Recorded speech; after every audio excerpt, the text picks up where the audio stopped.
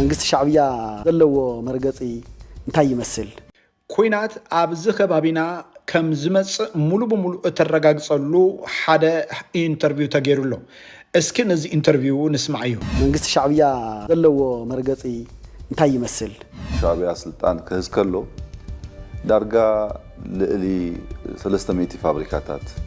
ኣብ ኤርትራ ነይረን ሎሚ ዳርጋ ኩለን ዓንየን ሓንቲ ዩኒቨርሲቲ ነይራ ኣስመራ ዩኒቨርሲቲ ትበሃል ንሳውን ተኣጽያ እምበኣር ከም ሰማዕኹም እዩ መንግስቲ ኤርትራ ይብል ኣሎ ኣብይ ኣሕመድ መንግስቲ ኤርትራ ኢሉ ብዛዕባ ንሱ ስልጣን ክሕዙን ከሎ ዝነበራ ፋብሪካታት ኣብዚ እዋን እዚ ከም ዝዓነዋን ከም ድማ እታ ሓንቲ ዝነበረት ዩኒቨርሲቲ እውን ከም ዝዓጽዋት ይዛረብ ጸኒሑ ኦኬ ነዚ እንፈልጦ ሓቂ እዩ ወዲ በሻሻ ነዚ ነገር እዚ ንዓይ ክነግረኒ አይደልኔ ምክንያቱ ቅድሚ ሕጂ ኩናት ትግራይ ክውልዕ እንከሎ ተዛሪቦ ዝነበረ ነገር እስኪ ንስማዕ እዩ ኣብዚ እዋን እዚ ብሓቂ ንምዝራብ መንግስቲ ኤርትራ ናይ ሰላም ሓይሊ ምዃኑ ኢትዮጵያ ጥራሕ ዘይኮነት ዓለም ፈሊጡ እዩ ዘሎ መንግስቲ ኤርትራ ኣብዚ እዋን እዚ ኢትዮጵያ ምስ ካልኦት ኣገር ዘለዋ ሓደ ፀገማት ንምፍታሕ ዝተፈለየ ተራነት ጻወተ እዩ ዘሎ ድሌት ናይ መንግስቲ ኤርትራ ኢትዮጵያ ምስ ካልኦት ብሰላም ኮይና ምስ ኤርትራ ዘለውን ናይ ቁጠባን ናይ ፖለቲካን ዲፕሎማቲክ ስራሕ ዓብዩ ተማሂሹ ብሓባር ክንጥቀም ኢና ዝብል እምበር ውግእ ህዝቢ ኤርትራ አይደልእ መንግስት ኤርትራ አይደልእ ህዝብን መንግስት ኢትዮጵያ አይደልእ مساعتهم قريفكا مسكالوتون وجز بقال زربا كيفتر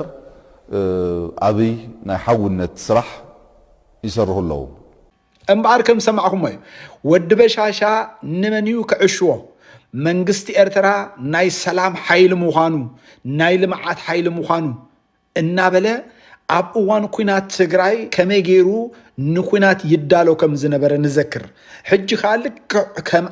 يوز قبر زلو تمولو انترفيو صباح كن سمعينا أبز وانزي صمدو جيرو مالو زبهال زلو إذا أب تجراين أب إرتران زلو حيلي نمهرام